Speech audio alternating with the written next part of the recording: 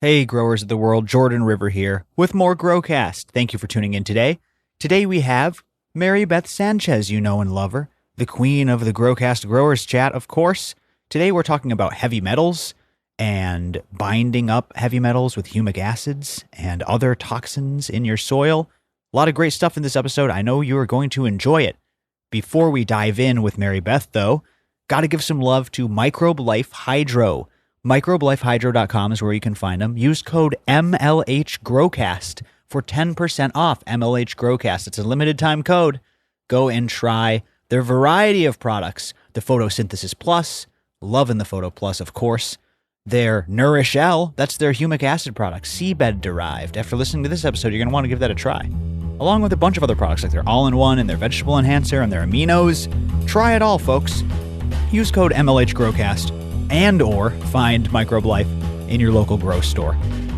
Thank you to Microbe Life. Thank you to you listeners. Without further ado, let's jump into the show.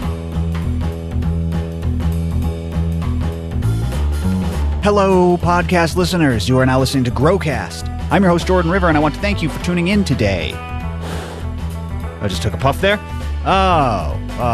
Before we get started, I urge you to share the show. Make sure you're subscribed, give us a good rating and review. You know the drill. Share the show with a grower. I love when you guys send me messages that you turned on someone to the show. That's my favorite. Thank you all so much. Today we have queen of the GrowCast Growers Chat, Marybeth Sanchez on the line. What up, Marybeth? Oh, you flatter me so. I love it. Doing pretty good today. You know me. I like to tell you it's a lovely sunny day. Oh, yes. Springy. Spring is there in the Emerald Triangle? Well, the only problem is we're still having nights that are cold, below freezing, and all the fruit trees are very confused. They're all putting out their flowers, and then the night comes and I think we're going to have a year with very little fruit, which is sad. Oh, knocking them back? Yeah, because the oak trees are still not opening their leaves, and the oak trees are the old wise ones. They know to wait. It's not time yet. Oh, that's amazing. So dag nabbit. But oh well, such is life. It may come to the world someday where we have to put our fruit trees in greenhouses just to get the fruit. Because if the weather keeps messing with us, it's hard to predict. Have you seen they're still having tornadoes and snow in places? And please. Oh my gosh. Flooding Crazy. in Tennessee. Have you seen the weather in Tennessee? Wow. I didn't see that. They have been having terrible weather. Well, it may be that, finally passed, but past couple of weeks they've been having floods and floods and floods. I'm like, really? Is this not really going to calm down? When are people going to be able to start planting their crops? My gosh. And on our topic of the day, the heavy metals, who knows what kind of things are being washed around when you have flooded conditions. I didn't even think about that. Toxic materials. Oh, God. Yeah, those could be landing in your garden when you normally had a pristine environment. Oh, my gosh. I'm so excited to dig into that today. You already mentioned something, though. I have to take a turn here. Talking about the fruit trees. I love how your garden is non-discriminatory. You grow so many different things. You made a post. Oh, yeah. You made a post recently. You've said it before a couple times on the show about mycorrhizal fungi and how it's good for so many plants. I think you said like 90% of plants, but not some. Could you just for maybe first-time listeners, or it's been a long time, I don't even know if you've covered it on this public podcast. Can you dig into like the ones that mycorrhizal fungi isn't good for? What is good for them, and maybe as to why? Well, in your ornamental garden, there's the things like rhododendrons and azaleas and such, and they like a form of mycorrhiza that's very specific to their family. So the one that you can buy commercially isn't that. So your commercially available stuff won't help things that are such as rhododendrons, azaleas, heath, heather, certain things. That's a family called Ericaceae, and they need a special ericaoid mycorrhiza for them. Wow. Which you can only get like if you go to a place where they're growing wild and you kind of dig up in the ground there, it'll be there. You can transfer it that way, but there's no commercial available of that. But in your vegetable garden is where people will mostly notice that the brassica, which used to be the cole family or the cruciferae family, they keep changing the name because, scientists, they love to mess with you. Yes. So, but this is the family with the broccoli, cabbage, kale, spinach, mustard, That family is the opposite of the other plants as far as their mycorrhizal needs go. The mycorrhiza is actually their enemy, and they need to be grown in a place where they can be safe from it, because it will actually seek them out to rob them of their nutrients and bring their nutrients back to the plant that they're trying to take care of. And they will go after those plants for a long ways. They've done radioactive tracing, where you put a radioactive dye into a plant and see where it goes, because you can follow with your little Geiger counters without digging anything up. Wow. And they've seen mycorrhizal fungus go underneath the road across the street to the neighbor's garden just to rob the brassicas. That's wild. Of their fungus. Yeah.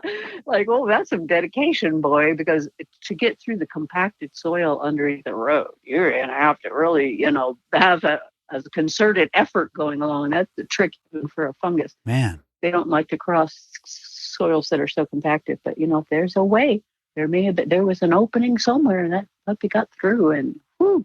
Man, it was an amazing, revelation that it would go that far. Robbing the cabbage to pay the cannabis, man. Yes. So if you have all of those vegetables mixed in one garden area, and you plant it with mycorrhizal fungi, and you wonder why my cabbage or my kale doesn't seem to be thriving the way other things are, then that could well be the reason why the mycorrhizal fungus is not their friend.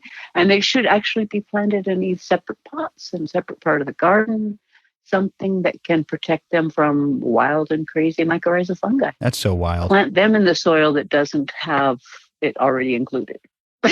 You know what I mean? This is maybe this is too stupid, too obvious, too layman of a question, but why is that? Is it something to do with their roots? They're just different. They're just different. They're just different. They want different things from life. Yes, they're just they got different goals. They have different priorities. Yes, exactly. Their chemical makeup is just somehow different. Wow. They have a wonderful place in the world, but they and mycorrhizal fungi do not get along. Oh my gosh. Well, you are that's why we love you. You are just a fountain of knowledge.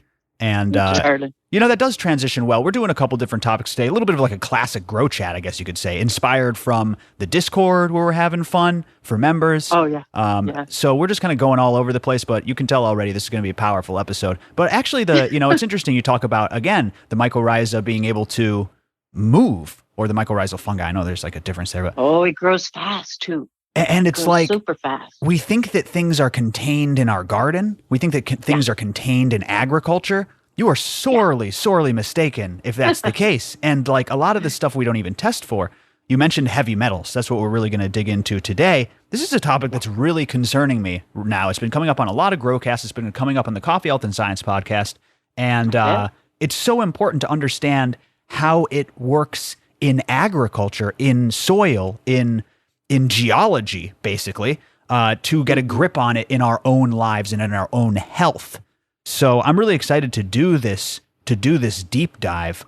Heavy metals on a scale of 1 to 10. I mean, is it one of your highest concerns? What do you think as far as the danger that it poses to the environment and our health? Wow. Well, here's the problem. If you live in a place where you've got a heavy metal problem, it is the biggest thing on earth. And if you don't, lucky for you. I'm real lucky where I am that I at least don't have a heavy metal problem, but it can be horrible in places because you don't even necessarily know. So often people discover that their housing development was built on top of a dump site of some toxic waste. Right. And that was, buried some years ago. And now it's a real estate development. And later they find out, oh my God, the water's toxic. And oh my God, I think nothing can grow here. And they figure out later, and then they go to sue somebody. And then it's just a big litigation thing. But does the ground ever get cleaned up? Right. Who's taking care of the remediation? But here's the thing. Thankfully, we know how to remediate. But the thing is to teach the people with the power and the money to put these things into action is the trick. Because you have to convince them, and you have to convince them that it's worth their investment to remediate these soils when they clearly poisoned them. Wow. Sometimes these things are natural. Like, sometimes you have an arsenic deposit that's very... Sure. Very strong. And that would be a natural thing. But sometimes it's just so often the case of we make a lot of toxins and we don't know what to do with them. And we just go take and dump them somewhere and forget all about them. And later on, we put housing developments on top of them or other such things. So crazy, man. And we're learning the horrible consequences of that. And they need to be reckoned with. You know, I saw some college professor or something had come up with the elevator to space waste disposal idea. How if you can build a structure tall enough, you could take this toxic waste and all you have to do is get out of the gravity zone and then you just have to push it towards the sun and it would just float. Just spew it out the universe. That's a fabulous plan. Well, I mean, it's littering the universe. I wonder if it would... I don't know. We need to figure out a better way. Nothing would go wrong. Oh God, it's going to hit Mars and create a whole fucking race of Hulks. Have you seen the Japanese monster movies of the 60s? Oh my God. Rodan and Godzilla are coming back with Mothra and everyone else. I am a massive kaiju fan. I've seen them all. And okay, now you brought it up. Marybeth, the reason that those movies were so powerful and so interesting and so fascinating, they were born out of a culture that had just been ravaged by the atomic bomb. Hello. And have you seen Fukushima? And then the Fukushima disaster. So the Japanese specifically have had this wild, horrible. And yes, I've seen them all. Gamera, King Ghidorah is like brilliant. Monster X. I love them. You just set me off. I love them. You just set me off, and I love it. But you're right. That was an artistic expression of the exact same fundamental feeling, fundamental guilt that we have for the damage that we've done. And again, we have to reckon with it. And like you said, things tend to go wrong if we don't. There's always Murphy's Law. They're right now in Fukushima insisting they have to throw this waste into the ocean. They have no option. Oh, no. And I'm like, you cannot, you're going to just float this to the whole freaking world. That's okay. That's cool because you don't want to put it on your soil where you created this problem. It's really wild. I'm freaking out. I'm really freaking out. I mean, this is not okay. And I know that disaster, a lot had to happen to make that disaster occur. Yeah, and the brilliant planning to put that thing right there where they did it. Like right an earthquake zone, right on the ocean, right on a fault line. And this was really well planned because I'm not a nuclear energy fan. You might have noticed. Well. Here's the thing, Marybeth.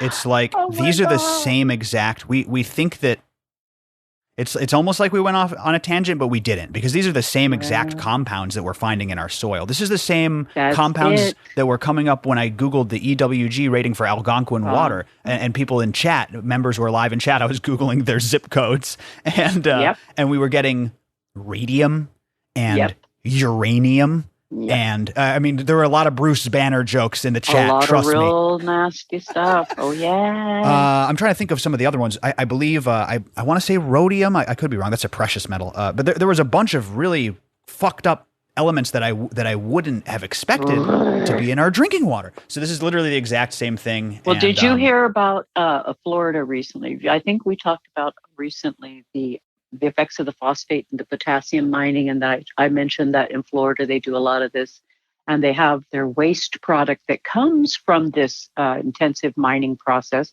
is stored in these giant, they call them stacks, but they're like a huge bowl that they make out of gypsum lime, and they make it huge and thick and fat. But the phosphoric acid is so intense, it just kind of burns right through it after a little while. And so these things create these leaks, and these leaks erode. And then needless to say, they recently had a major blowout, which is just putting ungodly pollutants all around, Tampa Bay and in the area where this thing is going on. And it's not that it's just phosphate heavy. This is full of radioactive materials that are in this waste. Very high concentration of toxins that are just not okay, and especially not in everybody's drinking water, flooding that entire area and all the aquifers. This Florida, you know how the water system is there. It's just like, what a disaster. Right. And this is the effects of phosphate mining and potassium mining. They both have a similar effect and a similar storage system, which is really not super fabulous. And we just accept it. Yeah. And after talking to Taylor from Rimrock, every state just has their own, they're just haphazard doing their own thing. Like there's no real protocol. Yeah. And we are about to get into how we can remediate these types of minerals, specifically in our own cannabis gardens and what it means. But just before that, I want to set the stage a little bit more here and just say quickly what I've picked up from the Coffee, Health, and Science podcast, because what it is a real issue, these heavy metal concentrations. And really one of the things when people don't take it seriously is there's a lot of guidelines as to how much heavy metals we can safely intake, right? Exactly. They can accumulate. But that's the thing. They're all observed in a vacuum. So I was talking to this cellular biologist, Dr. John Leaf, on the Coffee, Health, and Science podcast. And basically it's like, yes, these are real threats between the brake dust and the, exhaust emissions and the heavy metals and all of this stuff. They accumulate to a level where they start to build up like trash in your cells and cause all these abnormalities. And the thing is, they go, oh, well, this level of glyphosate is safe in food, and this level of whatever is safe in makeup, but they don't look at them all fucking together, because I'm eating the cereal and then putting on my makeup and then drinking the tap water. Exactly. That's the big thing that I wanted to point out here, which is constant exposure. Don't step to me in DM with the levels of this are, listen, I understand that. And the whole thing is kind of a farce. Yeah. And again, take it up with Dr. John Leaf. Don't take it up with me. And when he said all this, it made a lot of sense. And I got worried as a cannabis user, because cannabis is a fucking bioaccumulator. It's like designed to take this stuff up and store it, right? True. So I got to make sure this isn't in my garden. You know what I mean? I'm a little bit worried about smoking the mercury. Well, guess what? There's the magic thing to save you. And humic acids. I knew you could say humic acids. And it always works every time. It's God's little gift. You just keep applying the humic acids, and they chelate the good and the bad. That's wild. And it will only be available to the plant if the plant and the bacteria and fungi all agree that that's what they really want. They'll unlock the key that is holding that little molecule, and they'll let it become food and let it become plant available. But if they don't, such maybe they don't feel like eating uranium today, they'll keep it locked up. As long as you reapply or make sure that you have a good supply of the humic acids in the soil. It may be a thing, like myself, I just like to use it in every watering, because I'm chelating the chloramine in my water that right. way. I'm keeping that out of my plants. I'm keeping the water to where it doesn't smell funny when it comes out of the hose anymore. That chloramine smell is very strong coming out of the hose. Smells like pool water. I put it on my plants and I cringe, like, ugh! But when you put the humic acid in, you don't have that anymore, because you're chelating it very quickly. Wow. It happens within seconds. That's wild. We'll be right back with Mary Beth. Before we do that, shout out to AC Infinity, acinfinity.com. Code GrowCast15 for 15% off, and use our codes and send us a screenshot so that you're entered to win free seeds each and every month. AC Infinity makes the best fans for growing. Their inline ducting fans, their Cloudline series, exactly what you need for growing, whether it's the S series or the T series. And of course, their tents, their Cloud Lab series. So sexy, thick, durable, and really affordable. Quite affordable. AC Infinity has what you need. Use code GrowCast15, a whopping 15% off. Now, this code works one time on Amazon and in perpetuity on their website. So note that if you're in Canada or if you're doing an Amazon shipment, only works once on Amazon. They can't do anything about that. Works forever on the site. GrowCast15, send unlimited entries to GrowCast, screenshot the code, send it, be entered to win free seeds. All right, let's get back to Marybeth Sanchez. So let's say we use the humic acids. This stuff sounds like magic. It can determine exactly what we want. But let me ask you about the soil health, like back to the kind of environmental side. Is it now safe in the soil, or is it just not plant available, but the bad stuff is still in the soil? Does that make sense? Yes, it's not plant available, but it's still in the soil. And the way to get it out of the soil is the magic trick of the hemp, the cannabis, and the fungi, and some bacteria too. They will go and take these things up. And, that product, maybe you wouldn't want to eat those mushrooms or eat cannabis, maybe you would want to compost that because you were using it to remediate a toxic soil. Or hempcrete or hemp hardwood, or there's lots of good options. Yes, lots of good options. But there, you don't have to consume that in your body. And you could remediate the soil that way and later go back and test the soil that you don't even have those levels anymore. They were taken up by the fungi and taken up by the hemp.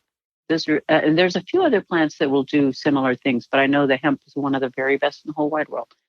And, fungus as well, particularly the blue oyster is known for just being a fantastic soil remediator for just some of the worst toxic crap you can imagine. Hell yeah. Love that magic mushroom power. But back to the humic acids. You are not a fan of the Leonardite or the Leonardite derived, whatever it is, right? Well, I don't want to completely write that off because, like I say, if you put it in your soil 6 months later, it'll eventually be fine. So, if you were for long-term use, go ahead and put that out there. That's okay. But if you need a real quick fix for your humic acid, like we need remediation now, that's not going to help you until 6 months later. So for that case, you need the stuff that was derived from the lake beds or the ocean seabeds or from your own compost, just leached out of your own compost, which is, according to Elaine Ingham, the ideal is leached out of your own compost. So don't be shy about that. If you are making compost, just leach that water gently, slowly. It's not a force-fed product. You just want to get those humates gently sort of washed out of the soil and into a container where they're more concentrated, and you can add them yourself just that way. There's no overdose potential, but they'll still have the same effect. It doesn't have to come out of a box or bottle from the store if you have good compost. And by good compost, I mean not full of anaerobic bacteria, more full of aerobic bacteria. Interesting. And hopefully fungi, but bacteria is usually the main component of most compost tea. The fungal is going to be pretty light. If at most, you'll have some spores, which eventually will turn into fungus. And once it gets to the soil or the plant, more so than in the tea, fungus doesn't do much growing in the tea because it's agitating constantly. Okay, that makes sense. So it doesn't have a chance to settle. Yeah. Now, you said, never too much humic acid. I use a humic acid base every time I water. Yeah. I am using a seabed-derived humic acid, and you got to tell me what you think of the Brandon Rust episode that you haven't heard yet that will be dropping on GrowCast. I bet it's good. Well, Marybeth, you're gonna have to get back to me and tell me your thoughts because he does what you usually do, and he takes apart a wide variety of inputs, including a lot of sea-based inputs, talking about the sodium, and I don't know. You got to tell me what you think. I think it's a wonderful episode, but you don't think it's detrimental that I'm using a seabed-derived humic acid virtually every watering? Correct. I don't, because I think that it's sourced. I think that's probably sourced from a good source and is probably fine. But I know what his worry is. It's about the heavy metals. He's worried about because everything washes up. Yeah, everything washes to the ocean, and it accumulates there. But in certain oceans, they're cleaner than others. Okay, so you wouldn't collect it from the Gulf of Mexico, for instance. You collect it mostly from the seas around Norway, which are, if you've ever seen them, very, very pristine and beautiful and not full of a lot of toxins. They don't have a huge amount of agricultural runoff and that kind of thing up there. Jeez. They have a different industry. And there's some that's collected from California coast, but it's usually the far northern and in the Washington, Oregon, where most of their runoff isn't going so much there. I don't think that it is really all that toxic where they're collecting it from. But if you're collecting it from places where there's a lot of toxic runoff, then you're liable to have that in your thing. But I'm not really worried about the salts because I've never seen a plant suffer from the salts in the humic acids or in the seabed products or in the kelp products. I don't think, I know in principle, and on paper, these things are facts, but it's kind of like those studies that show, if you smoke 500,000 joints a day, it can hurt you. And but nobody smokes 500,000 joints a day. So that doesn't really relevant. I like that take. I like that take. Listen, don't get me started on studies. Doctors still arguing over whether an egg is good for you or not, okay? So don't get me started on that. But I like that take, though. But I do like that take, Marybeth. They're based on ridiculous quantities that are so not real that, come on, look at the level you had to hit before you hit the toxic level. It's ridiculous. Okay, I like that. I like that a lot. Hey, I am following a very specific grow protocol this particular run. Basically just taking Rhizo Rich's style, because you've seen his beautiful garden, and then adding, here or there, thing or two, little advice from Marybeth or whatever. And I'm loving it. I'm really enjoying the Nourishell every time. Maybe I'll do a different style next time, but holy crap, I'm enjoying. I've unlocked the secrets of humic acid, and I was such a dum-dum, such a dodo, because because I thought that humic acid was in the Photo Plus, and it wasn't. So I wasn't using nearly enough. But anyways.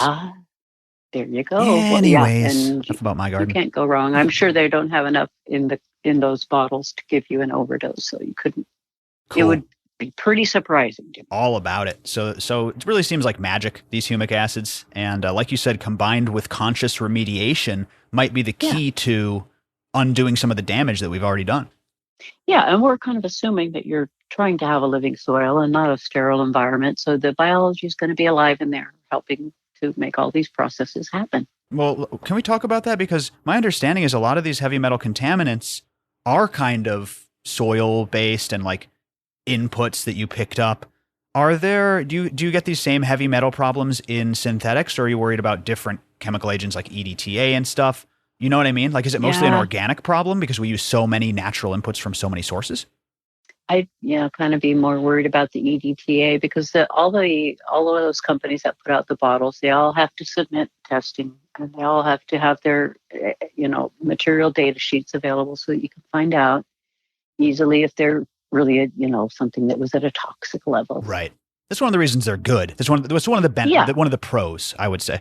Yeah. To be honest. Yeah, so I wouldn't be particularly concerned if they'd passed all the rigorous things it takes to get labeled and put on the shelf. It is a process. Right. They do have to get tested, But they got other shit in them too. The EDTA is what would worry me more, because I know how persistent it is and how incredibly prevalent it is. Oh, well, what are you going to do? But as long as you're getting the fungus out there, you're going to, probably be remediating a lot of that. The more fungus, the better, as long as it's, of course, not the pathogen. Oh, yeah? The fungus and the EDTA? It'll take up everything. Wow. I can't imagine why would it leave that out of everything else. Wow. If it's taking up the most toxic crap, I think the fungus and the cannabis, the hemp, they just really have amazing soil cleaning properties, and they're just not utilized enough. Because God knows we have a lot of sites around the world that could really use some remediation. Absolutely. And again, the EDTA, it's in so many things. It goes back to that kind of accumulation thing. Same with people with acrylamide, and they make all these arguments, but it's like, listen, all these toxins add up. And that's definitely something that we've seen in some limited studies. I've brought up before the 9/11 responder study and the toxic buildup that they got. Obviously, a very acute, incredibly acute, overblown type of case, but it taught us a lot about what practices really work and how they treated these people who had inhaled so much heavy metal from the tragic 9/11 crises. But they gave them infrared treatment, infrared sauna treatment, and all this different stuff to pull that shit out of them, and it worked. So really, really interesting from not only a health perspective, but an agricultural perspective as well, because that's where it all comes from, I mean, unless there's a disaster. Let us pray. Well, no, I mean, but that's the thing. It doesn't have to be a fucking horrible 9/11 type disaster either. Someone just posted, didn't the wildfires on the West Coast cause this horrible runoff? Did you see that post in the Discord? I believe it was called the Forever Chemical. The Forever Chemical. I'm going to Google see if I can find this news article really quick. I believe because of the wildfires out west, they were finding this new horrible chemical that had runoff or been runoff caused by the fire or something. Exposed because of the runoff. Yeah, exactly. And apparently it's all over California drinking water, and apparently it lasts in you forever. Forever chemicals pollute water from Alaska to Florida. December 2020. I think it was newer than that. Oh, I should have had this pulled up. How special. Anyways, I don't want to just turn this into kind of a downer episode, but But this stuff does happen. We need to do our best to make sure that we're not adding to it. It's nuts. Please, can we try to turn the ship around before we go off into the cliff? I apologize if I got that wrong, but I believe it was linked to the wildfires. I'm just going to go look it up. I wouldn't doubt it at all because there was a lot of scorched, decimated earth out there, places that hadn't burned for ages and ages and ages. All of a sudden, we get some heavy rain, and as you can tell, the rain's been weird and sporadic. Yeah. Weather's been wacky. What can you do? So this heavy metal, are all of them virtually highly mobile? They travel far, or this is mix and match? Yeah, I would assume. I would want to go out on a limb and say they're all highly mobile, but I think they're all, you just don't want to have that stuff in really high levels. So get something out there that's going to help protect you from that. And the easiest thing is to chelate with humic acids and to encourage as much fungal as possible. Fungal loves humic acid. They go good together. Absolutely. Oh, there was one more. Yes, there was one more thing that I wanted to bring up here. I just have this page open. I don't know if you saw this. There was a city in, I believe it was down south. I believe it was Texas. It was a neighborhood that was built over a gypsum mine. And you can Google cavern beneath neighborhood and then hit the images. Basically, the sinkhole opened up in these people's front yards. I mean, there's a street. You won't believe this. There's a street, and then there's just a black hole in the ground. And they started going down, and it's this like huge, beautiful, I mean, unnatural and horribly dangerous, but it's this beautiful underground gypsum mine. And they realized that they built this fucking neighborhood on this thin little crust of slab. Well, that's it. They don't pay attention to these things. They're always finding they've built something on top of something they wish they hadn't. But somebody made some money to be had. Gosh. Oh my God. The neighborhood was shocked to learn that their homes were built over an abandoned 50-foot deep cavern. This is nuts. So, anyways, I just had to bring up that last one I saw. Go ahead and Google that cavern beneath neighborhood, listeners, and take a look at the Google images. Yeah. Not the way to start your day. Indeed. That is a rude awakening. Lovely little exploration. What else do you have to say about heavy metals before we wrap it up here, Marybeth? Any final wisdom? No, just reiterate humic acids, and for instant gratification, get the lake bed and seabed. For long term, go ahead and use that Leonardite stuff, but it's not going to give you the instant gratification. So if I see a plant deficiency, for instance, then I'm going to want you to get the instant gratification. So I'm going to insist that you get the stuff that'll give that to you rather than the one that's going to make you wait 6 months. Mm-hmm. But, if a lot of people have a big outdoor scene, they've got some kind of little yard and garden, go ahead and put your humic acids out there that are going to take 6 months because they can be fine in 6 months. You know what I mean? Mm-hmm. Mm-hmm.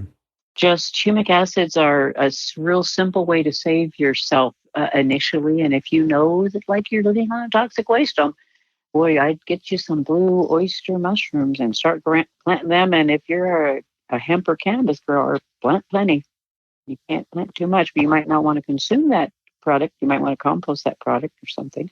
I'm thinking that at a certain point in the process, if it's broken down enough, it just becomes something else. The chemically, it unlocks things and makes the molecule something else. I'm thinking that happens at a certain point in the process, but I'm going to have to look that up again because I don't want to say something stupid. Well, that's do a follow-up. Yeah, there you go. But the soil remediating properties of hemp and fungus are just absolutely amazing. And we need to get the word out for people to utilize them more. Because it can be used in salt water as well. Absolutely love the regenerative agriculture messenger and humic acids herald. You see that alliteration? I love thank you, Marybeth. Thank you for this exploration today and about heavy metals and humic acid and all that good stuff. You are so valued, and I look forward to bringing you back as soon as you feel up to it. Thank you, dear. I am feeling better. I'm not 100%, but I am feeling better, so better is good.